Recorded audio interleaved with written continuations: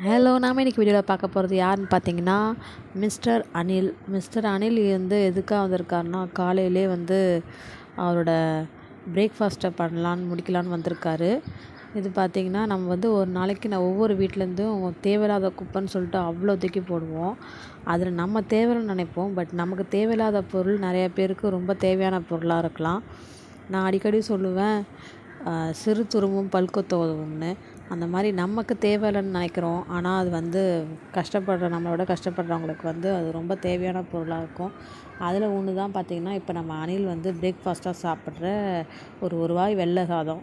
அது பார்த்திங்கன்னா, நான் ஆதிரனுக்கு ஸ்கூலுக்கு லன்ச்சு ப்ரிப்பேர் பண்ணிவிட்டு மிச்சம் கொஞ்சம் இருந்த ஒயிட் ரைஸை அப்போ வாஷ் பண்ணும்போது அப்படியே தூக்கி சில நேரத்தில் குப்பையில் போட்டுருவோம். அந்த மாதிரி போடாமல் இந்த மாதிரி பக்கத்தில் உங்கள் மதில் செவத்தில் வச்சிட்டிங்கன்னா, காக்கா குருவியோ இல்லை இந்த மாதிரி அணில் பிள்ளையோ சாப்பிடும். ஸோ உங்களுக்கு ரொம்ப வாழ்க்கையில் எவ்வளோ டென்ஷன் வேணால் இருக்கலாம். அந்த டென்ஷன்லாம் மறந்து அந்த மாதிரி நம்ம வச்சு அது எவ்வளோ அழகாக சாப்பிடுதுன்னு பாருங்கள். சாப்பிட்ற வேகத்தை பார்த்தா சாப்பிட்டுட்டு மறு சாதம் கேட்கும் போல். ஒரு சைட் டிஷ்ஷு குழம்புல குறை சொல்லாமல் சைட் டிஷ் இல்லாட்டியும் சமத்தா சாப்பிடுது.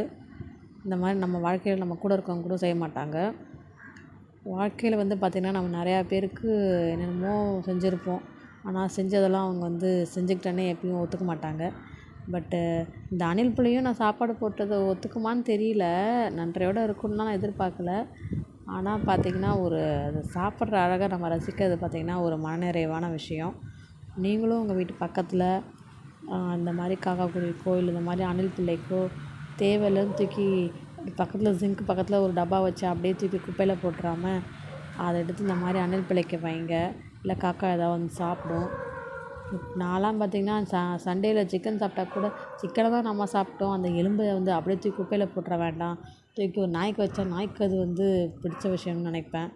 அந்த மாதிரி நீங்களும் எதையும் வேஸ்ட் பண்ணாமல் உங்களுக்கு தேவை போதுன்ற விஷயத்த மற்றவங்களுக்கு கொடுங்க. முக்கியமாக இந்த மாதிரி பறவைக்கோ அணிலுக்கோ சாப்பாடு வைங்க. ஏன்னா இப்போல்லாம் மரம் வளர்க்குறதே ரொம்ப கஷ்டமாச்சு. இந்த மரத்தில் எப்போ காய் காய்ச்சி பழம் காய்ச்சி அதில் போய் இந்த அணில் சாப்பிட்றது. ஸோ இந்த மாதிரி எதையாவது சாப்பிட்டு வளரட்டும். வீடியோ பிடிச்சிருந்தால் லைக் பண்ணுங்கள். முக்கியமாக சேனலை சப்ஸ்கிரைப் பண்ணுங்கள். தேங்க்யூ.